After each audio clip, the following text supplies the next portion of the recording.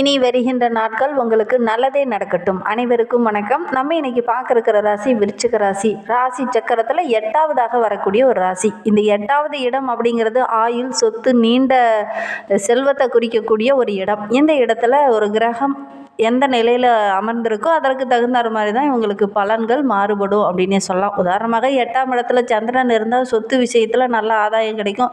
தொழிலில், நிதியில் நல்ல ஒரு முன்னேற்றத்தை எதிர்பார்க்கலாம்.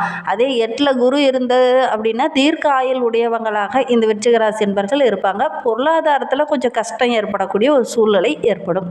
அதே சொத்து சம்பந்தமான பிரச்சனை கொஞ்சம் வரக்கூடிய சூழ்நிலை இருக்குது அப்படின்னு சொல்லலாம். 8ஆம் இடத்துல சந்திரன் வரும்போது தொழிலில் வளர்ச்சி, பணவரவு சிறப்பாக இருக்கும், நிதி நிலைமை நல்லா இருக்கும், நல்ல ஒரு முன்னேற்றம் இருக்கும் அப்படின்னே சொல்லலாம். 8ஆம் இடத்துல புதன் இருந்தார் அப்படின்னா செல்வம், புகழ், சிறந்த கல்வி இதெல்லாம் கிடைக்கும். ஆயுள்காரகன் என்று சொல்லக்கூடிய குரு பகவான் அமரும்போது தீர்க்க ஆயுள் உடையவங்களாக இந்த விருச்சிக ராசி என்பர்கள் இருப்பாங்க. பொருளாதாரத்தில் கொஞ்சம் கஷ்டம் ஏற்படக்கூடிய ஒரு சூழ்நிலை.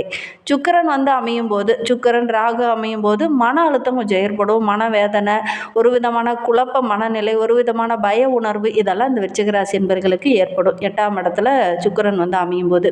சரி, இந்த விருச்சிக ராசி என்பர்களுடைய இயல்புகளை பற்றி நம்ம தொடர்ந்து பார்க்கலாம். நீங்கள் இப்போ தான் ஃபர்ஸ்ட் டைமாக நம்ம சேனலை பார்க்குறதா இருந்தால் நம்ம சேனலை சப்ஸ்கிரைப் பண்ணிக்கோங்க. கூடவே இருக்கிற பெல் ஐக்கானையும் கிளிக் பண்ணிக்கோங்க. அப்போ தான் நாங்கள் போடுற ஒவ்வொரு வீடியோவுமே உங்களுக்கு நோட்டிஃபிகேஷனாக வரும்.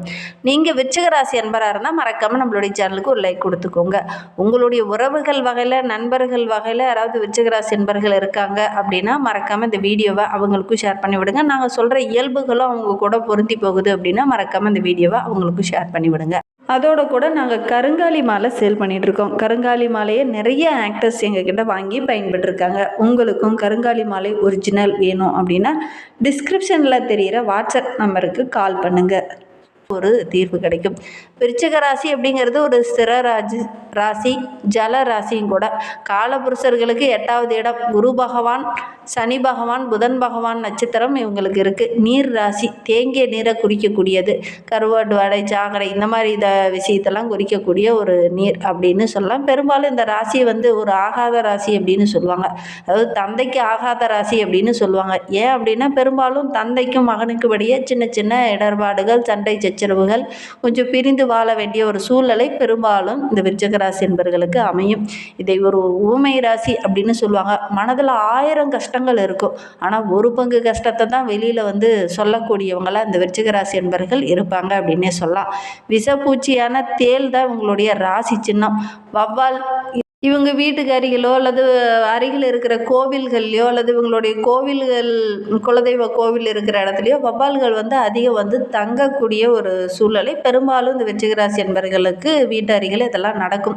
இவங்களுடைய வீடை கூட கொஞ்சம் சந்தா பொந்தா வளைஞ்சு போகிற மாதிரி தான் இவங்களுடைய வீடு பெரும்பாலும் விருச்சிக ராசி என்பவர்கள் இருக்கிற வீடு அமைஞ்சிருக்கும் அப்படின்னே சொல்லலாம். இந்த ராசிக்காரங்க பெரும்பாலும் சூது விளையாடக்கூடாது, இந்த சகனி வேலையில் செய்யக்கூடாது, கெட்ட விஷயத்துக்கு அடிபணிந்து போகக்கூடாது, கடன் வாங்கக்கூடாது. கடன் வாங்கினீங்க அப்படின்னா அந்த கடனை அடைக்கிறதுக்கு நீங்கள் ரொம்ப கஷ்டப்பட வேண்டிய ஒரு சூழ்நிலை இருக்கும். எதையாவது ஒன்று விற்றுட்டு தான் அந்த கடன் அடைக்கிற மாதிரி ஒரு சூழ்நிலை பெரும்பாலும் இந்த விருச்சிக ராசி என்பவர்களுக்கு ஏற்படும் அப்படின்னே சொல்லலாம். விருச்சிக ராசி என்பவர்கள் எந்த ஒரு விஷயத்தில் இறங்கினாலும் அதை முன்னாடி செய்ய மாட்டாங்க. தேல் மாதிரி பின்னாடி தான் அந்த விஷயத்தை பற்றி யோசிப்பாங்க. இதை இப்படி செஞ்சுருந்தா இன்னும் நல்லா இருக்கும் அப்படிங்கிற மாதிரி யோசிக்கக்கூடியவங்களா இந்த விருச்சிக ராசி என்பவர்கள். பெரும்பாலும் உங்களுடைய செயல்பாடுகள் அப்படி தான் இருக்கும்.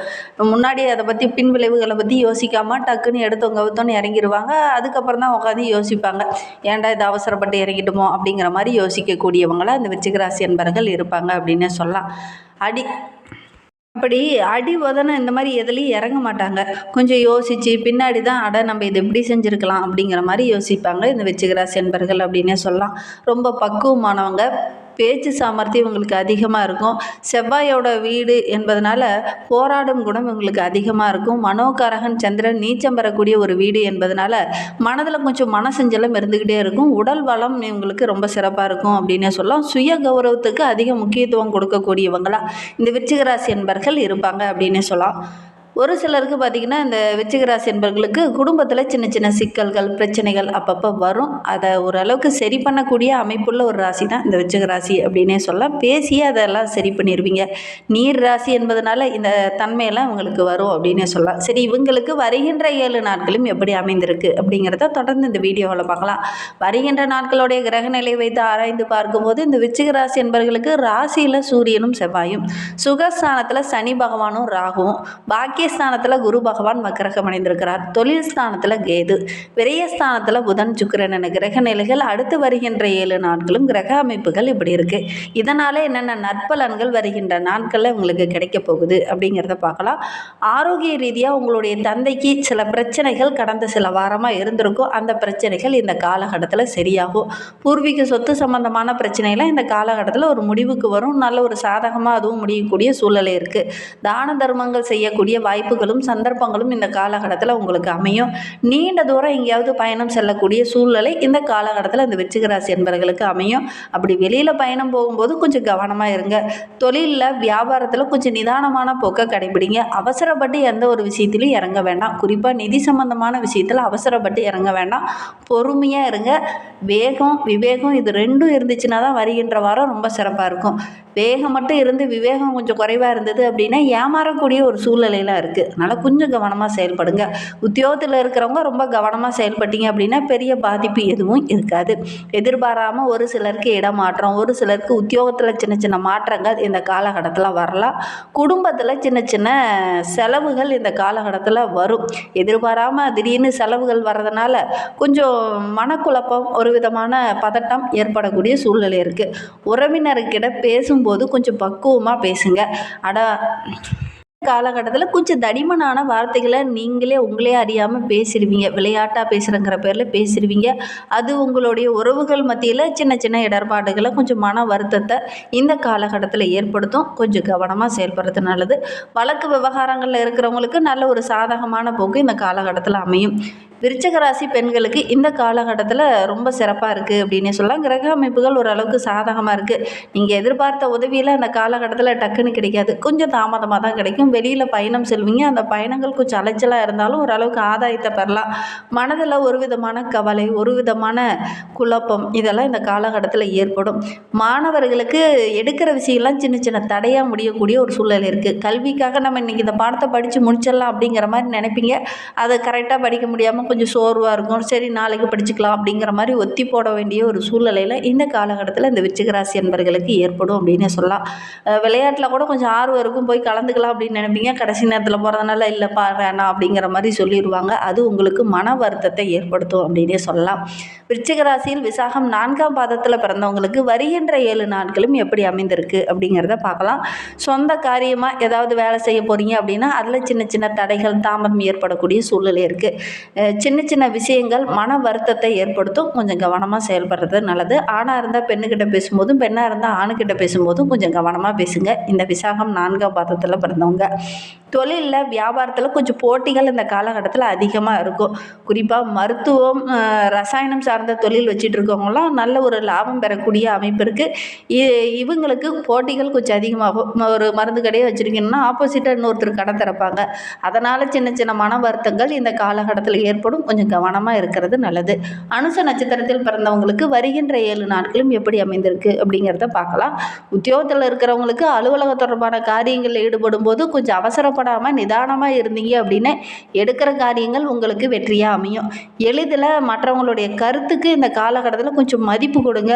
மதிப்பு இல்லாமல் நடந்துக்கிட்டீங்க அப்படின்னா ஒரு சில இடத்துல சின்ன சின்ன இடர்பாடுகள், பிரச்சனைகள், வேறுபாடுகளை சந்திக்க வேண்டிய ஒரு சூழ்நிலை ஏற்படும். அதனால் மற்றவங்களுடைய கருத்துக்களை கேட்டு அதன் பிரகாரம் நீங்கள் செயல்பட்டீங்க அப்படின்னா நிறைய வாய்ப்புகளும் சந்தர்ப்பங்களும் உங்களுக்கு கிடைக்கும். ஓரளவுக்கு வெற்றியும் கிடைக்கக்கூடிய யோகம் இருக்குது.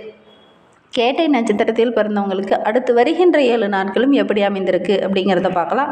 வருகின்ற வாரம் ரொம்ப சிறப்பான வாரமாக அமைந்திருக்கு அப்படின்னு சொல்லலாம்.